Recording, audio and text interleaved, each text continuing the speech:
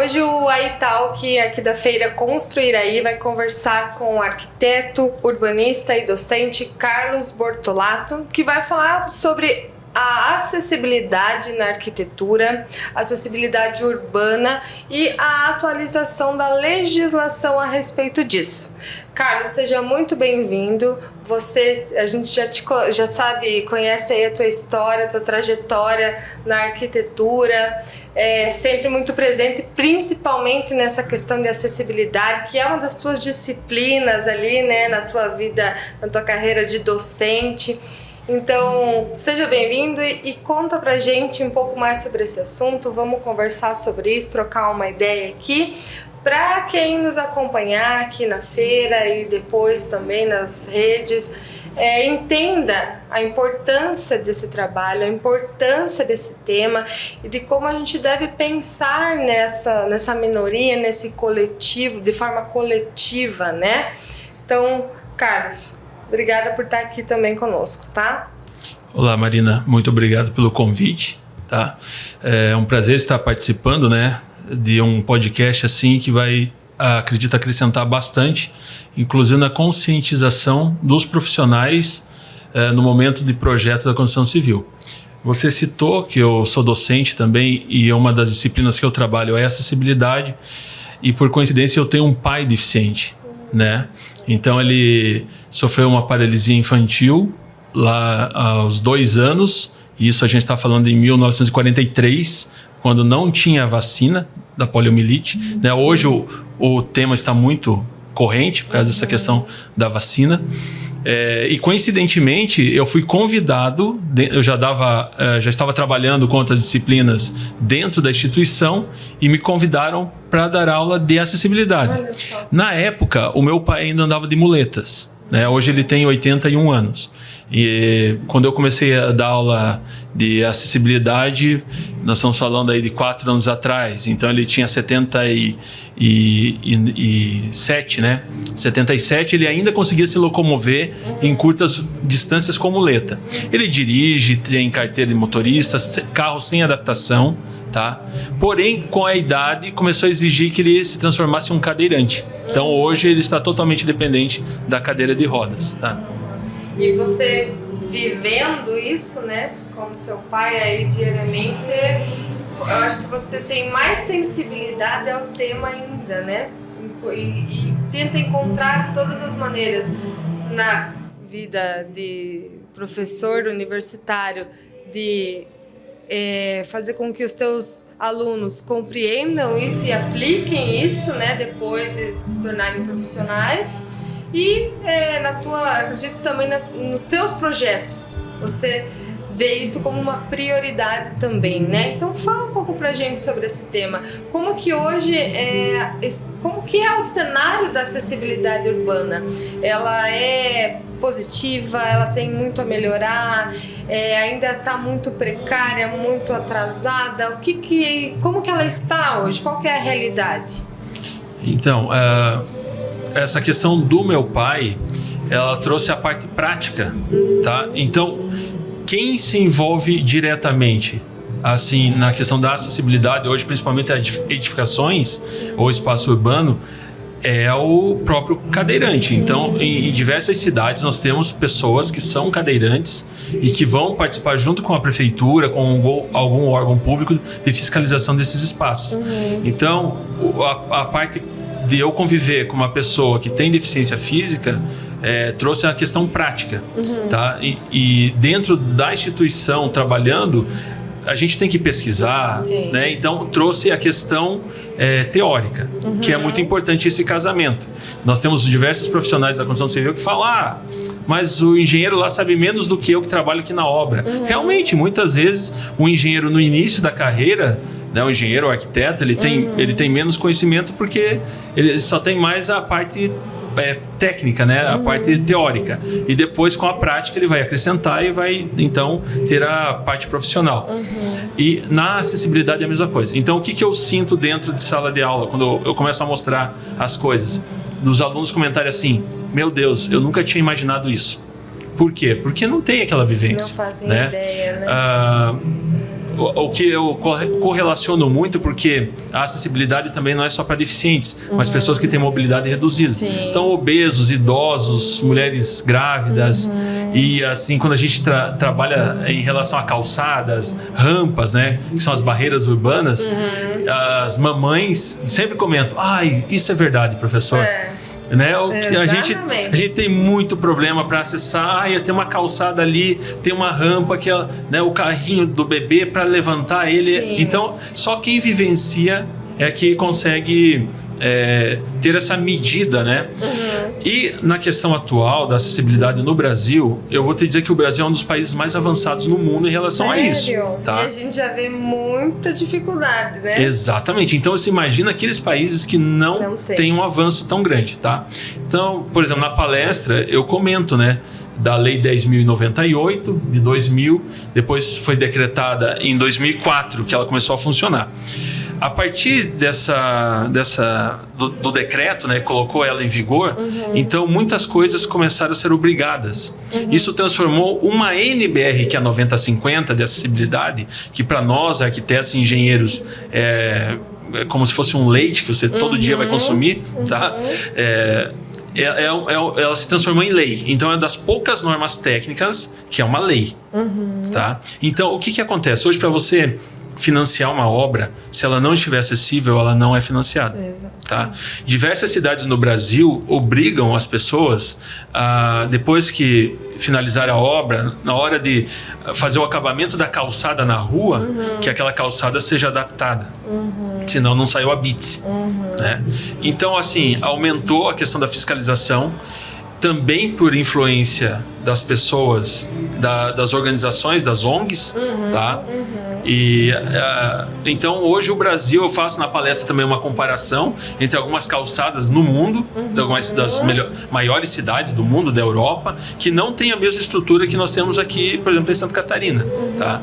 E por que existe essa diferença tão grande? Assim, lógico, cada país tem suas particularidades, tem o seu estilo, modelo governamental, existe, lógico, toda essa barreira política por trás, de recursos, mas assim, por que esse tema assim, parece que é sempre deixado de lado, né? Vamos fazer primeiro tudo isso, depois a gente pensa ali na acessibilidade. Por que isso ocorre ainda? O que está faltando para olhar com mais sensibilidade, com mais carinho para isso? Na questão do exterior, tá? Tem uma questão muito importante que pouca gente lembra. As cidades são antigas. Sim. Né? São países antigos e as ruas são estreitas, as calçadas são estreitas, tá? Onde há um pouco de acessibilidade são em locais que foram revitalizados ou então reformados, calçadas ampliadas, né?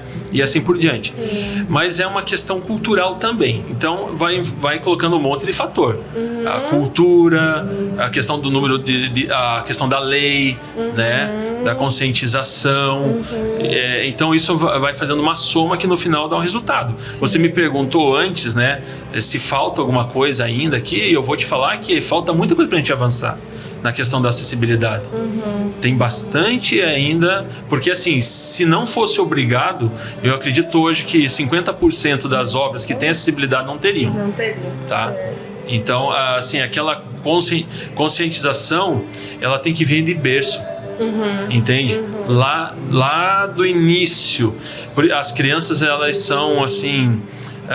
eu tenho 2 filhos, né? Eu sei como é importante conversar com eles. Pai, não usa o celular quando estiver dirigindo, né? Eles são cobradores disso. Então, se a gente conseguir levar isso desde pequenininho, né? Eles já vão crescer assim, né? Com essa consciência. Eles vão crescer com essa educação, com essa consciência da acessibilidade. Então, eu tenho uma filha de 13 anos, um filho de 9. E quando o meu pai vem visitar a gente, ele sabe muito bem já o que tem que fazer. Né? Já tem essa experiência. Já tem, claro. Então, eu acho que o que falta é isso, sabe? Mas assim, o povo brasileiro é um povo que gosta de ajudar as pessoas. Isso é muito importante, tá? Então, como eu te falei, quando eu falo na sala de aula e algum aluno fala, nossa, a pessoa não tinha imaginado nisso, é porque ele não foi educado lá no começo. né? Então, mas aos poucos eu sei que a gente vai avançando e é importante muito esse trabalho. Sim, com certeza. E você trata também aqui na tua palestra a questão das atualizações na legislação, né? O que mudou? O que a gente pode trazer de destaque nisso? Então, a NBR 9050, a última versão dela é a 2020, tá? E é uma coisa que eu chamo sempre muita atenção, porque a gente está trabalhando com normas técnicas e acaba esquecendo de visualizar ou pesquisar se existe alguma atualização, né? Eu já fui, na minha profissão, eu tenho um escritório de arquitetura, a gente trabalha com projetos importantes, e uma vez eu fui surpreendido por uma alteração de lei, inclusive trazendo consequências de contratos, né? Por uso de equipamentos. Foi questão de um mês, tá? Foi me alertado, mudou a norma. Então é muito importante que a gente esteja sempre antenado, os profissionais. A NBR 9050, ela trouxe, não em 2020, mas em 2015, a questão da inclusão dos 5% de inclinação, né? E assim, pouca gente também sabe que menor que 5% não é considerada rampa. Sim, né? sim. E o que influencia isso? A partir de 5%, você tem que ter todos aqueles equipamentos que garantam segurança de acessibilidade. Sim. Então, guarda-corpo, corrimão, né, nas alturas corretas, o tipo do pavimento. Quando você tem inclinações inferiores a 5%, você não é obrigado a fazer isso. E isso acaba impactando em obras, né? Sim. Só para dar um exemplo aqui rapidinho, nós fazíamos reformas para uma rede de lojas que tem no Brasil todo, tá? Nós fizemos em São Paulo, Paraná e Santa Catarina. Nós éramos obrigados a fazer com corrimão e guarda-corpo. A loja pedia que nós executássemos rampas inferiores a 5%, mas isso era uma opinião, assim, uma opção deles. Tá? Era uma opção deles. Então a gente só executava, não projetava para eles, né? Era geralmente reforma e principalmente de edificações prontas. Outra norma importante, que não é uma norma, na verdade, é uma instrução normativa, é do Corpo de Bombeiros, a 09, aqui de Santa Catarina, né? Sim. Então, quem estiver ouvindo a gente pode estar em outro estado, vai ter até uma nomenclatura talvez diferente, não é IN, pode ser uma instrução, um conjunto de leis, né? Cada estado tem um nome diferenciado. E ela traz também essa questão da preocupação das rampas, que pouca gente não sabe que em edificações existentes, patrimônios públicos que a gente precisa fazer adaptações, você pode fazer rampas com 10% a 12%. Olha, entende? Só. Então, também é uma questão da atualização. Tem uma outra atualização que não é nova no papel, mas para os profissionais está bem recente, que é a questão da nomenclatura de equipamentos para pessoas com necessidades especiais, que não é mais pessoas com necessidades especiais, e sim pessoas com deficiência. Então hoje a gente não escreve mais no projeto PNE, e sim PCD. Ah, sim. Né? Pessoa com deficiência.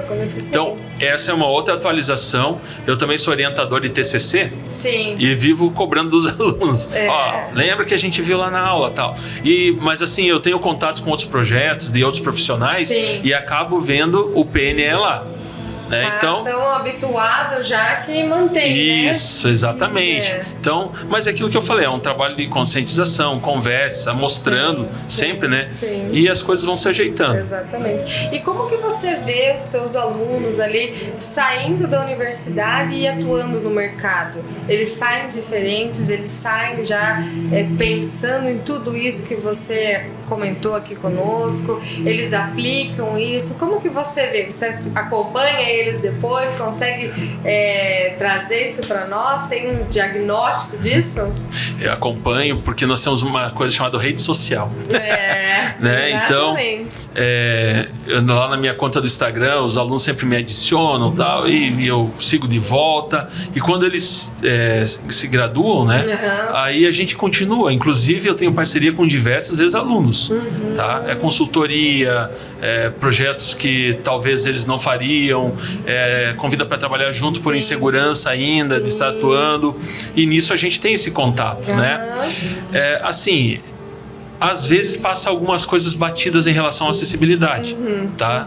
E eu, como professor da disciplina, com todo esse engajamento que eu tenho, eu sempre estou cobrando e mostrando para eles. Mas assim, se você me perguntar se é satisfatório ou não, é satisfatório, tá? Muito diferente do que tu via, às vezes, lá quando começou a tua carreira, começou em sala de aula.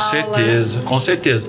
É assim, hoje, como eu falei, a NBR é como leite, né? A gente, a 90/50, a gente está sempre trabalhando com ela. Sim. Né? Então, eles também não têm por onde fugir. Né? Por onde que fazer escapar.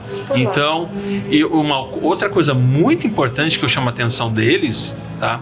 É o que hoje diversas cidades não tem mais aquela aprovação de projeto à moda antiga, que é você levar o projeto na prefeitura, no papel, um monte de papel, eles fazerem a correção. O analista antigamente era mais um professor de arquitetura do que um analista, porque ele marcava tudo e falava, você tem que mudar. E lá eles falavam, a rampa está fora, a inclinação está incorreta, não pode ser assim, a passagem aqui para um cadeirante está muito estreito. Então isso em diversas cidades não existe mais. Por quê? Eles transformaram a aprovação em aprovação mais ágil, mais fácil, uma aprovação mais simples, digital, que só analisa o quê? Os dados urbanísticos. Então a gente manda, na maioria delas, o desenho do terreno com onde a casa vai ficar em cima, e a gente vai mostrar quanto que ocupa do terreno. E é isso. Mas da onde que vem a nossa preocupação, que eu chamo alerta? É depois na hora do habite-se. Tá? Para sair o habite-se. O que acontece? A fiscalização vai lá, como eu citei antes, em muitas cidades, vai até uma cadeirante vai até para testar se está funcionando bem a acessibilidade. Já vi vários. Agora que você falou do cadeirante, eu lembrei de uma história. Quando eu trabalhava no jornalismo em Cascavel, no Paraná, eu fui fazer uma reportagem no INSS. E chega a ser... Não é engraçado porque... É trágico. É trágico, mas assim, a pessoa foi no INSS por uma razão e ela se deparou com aquilo.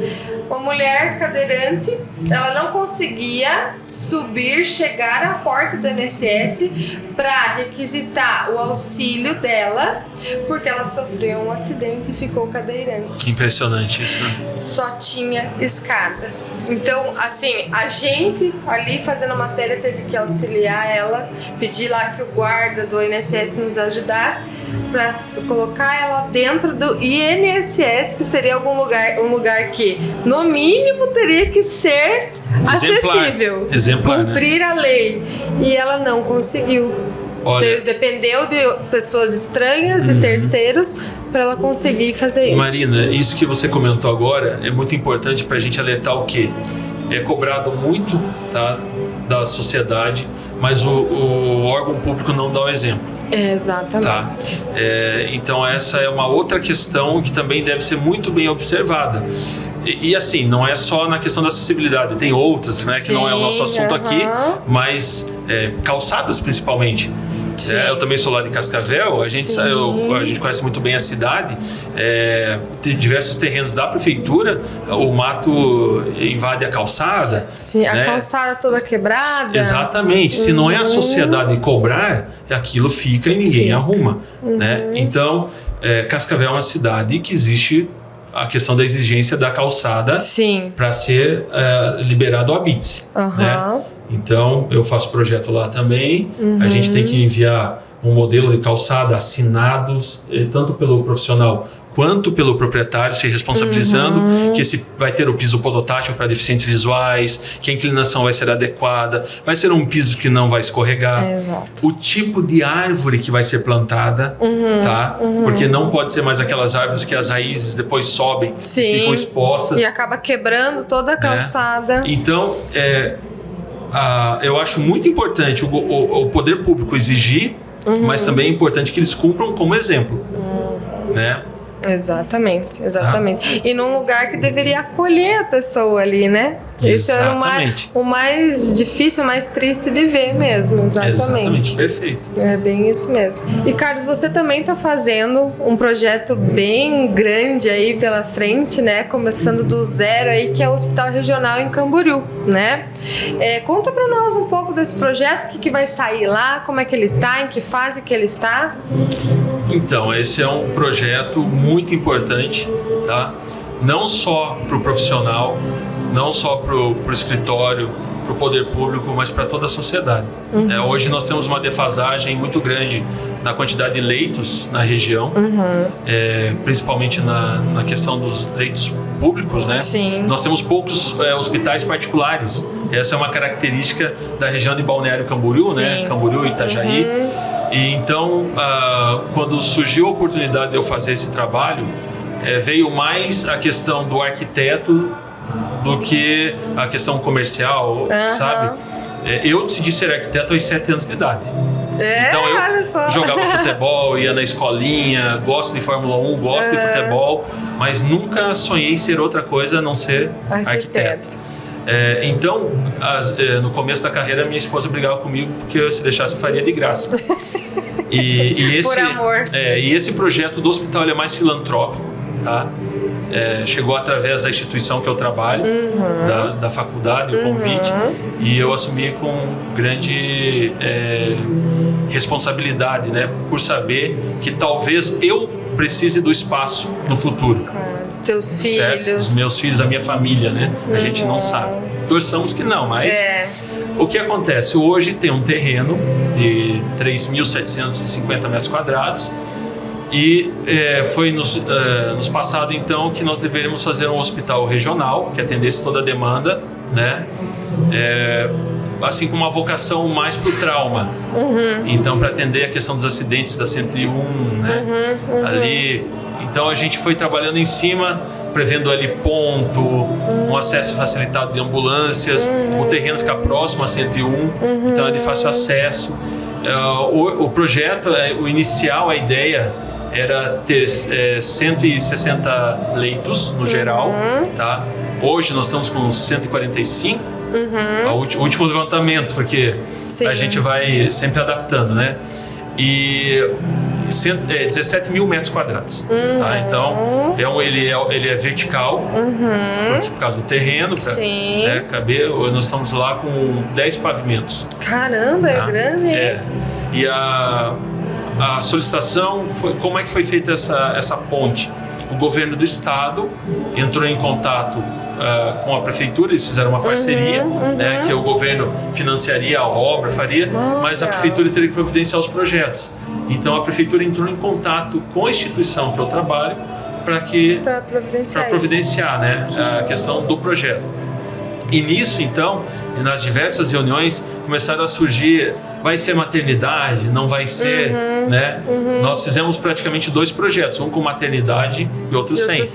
Porque quem trabalha com projeto hospitalar sabe da complexidade que é, de tudo que envolve. Então, nós estamos prevendo hoje 400 funcionários, né, diversos turnos.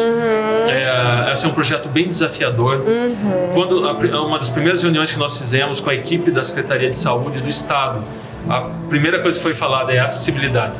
Olha só. Né? Daí eu falei, opa, então... Tô no meu chão. Vai estar em casa, porque com certeza é uma das prioridades que a gente sempre dará, né, na acessibilidade. E então, em que etapa que está hoje? Está na fase já de análise na vigilância sanitária, o projeto arquitetônico. Tá? Ele tem um projeto estrutural já feito, é um projeto de fundações, tá? Mas assim, eu diria, se quisesse executar aquilo, poderia. Tá? Mas a gente preferiu segurar um pouco essa questão a gente, que eu digo, tanto o poder público quanto nós, projetistas, no projeto todo, né? Para avançar mais nas análises, né? Para também avançar mais nos projetos complementares, o projeto hidráulico, o hidrossanitário, o elétrico, de gases, ar-condicionado. Então, todos os projetos eles são muito complexos. Sim, imagina. Né? Envolve muita segurança, né? Isso, exatamente. Hoje, ele está com o arquitetônico, vou te dizer, 99% pronto, porque vai para análise e volta, né? A gente faz os ajustes, mas eu acredito que em breve os projetos já estarão todos prontos e liberar aí para fazer licitação para executar a obra. Que bom. Existe um prazo já de quando isso vai estar finalizado, disponível para a população, ou ainda é muito cedo para a gente falar disso? Olha, eu sei que eles gostariam para ontem, tá? Mas são muitas variantes, né, nesse processo todo. Sim. Tem a questão de licitação. Se uma empresa que perdeu entrar com recurso, pronto, já vai demorar muito tempo para continuar a obra, tá? Eles gostariam de iniciar essa obra em 2023, tá? Já tá aí, né? Isso, seria o foco, né? Sim. A gente deixar todos os projetos prontos agora em 2022, Sim. Então em 2023 começar a executar. Isso, exatamente. Perfeito. Eu estou na torcida que seja executado por essa saia. questão, né? De ser aí um equipamento urbano que vai contribuir com todos Exatamente. em inscrição. Beleza. Carlos, eu agradeço muito você aqui no nosso podcast. Você é uma pessoa que tem sempre muito a acrescentar na arquitetura, como pessoa, assim, te admiro muito o teu trabalho também. Então, muito obrigada mesmo de coração estar aqui, contribuir com nós aqui, porque assim, conteúdo e conteúdo bom nunca é demais, né? Então a gente tem que disseminar isso, tem que levar essa consciência para as pessoas. Tem, como você falou, a gente tem que educar as pessoas, né? Dando o exemplo dos teus filhos ali desde pequenos, né? Desde criança você vem com essa consciência, aplicando em casa, trazendo isso. Então é fundamental essa conversa nossa aqui. E espero que ela chegue a muitas pessoas para que elas comecem a enxergar com outros olhos essa questão da acessibilidade, dessa questão da saúde, de quanto um arquiteto pode contribuir para o sucesso de algo tão especial quanto esse hospital, que a gente sabe da demanda que nós temos aqui, tá? Então, muito obrigada pela tua entrevista. Eu que agradeço pela oportunidade mais uma vez e estarei sempre à disposição. Quando for para somar, eu estarei junto. Obrigada.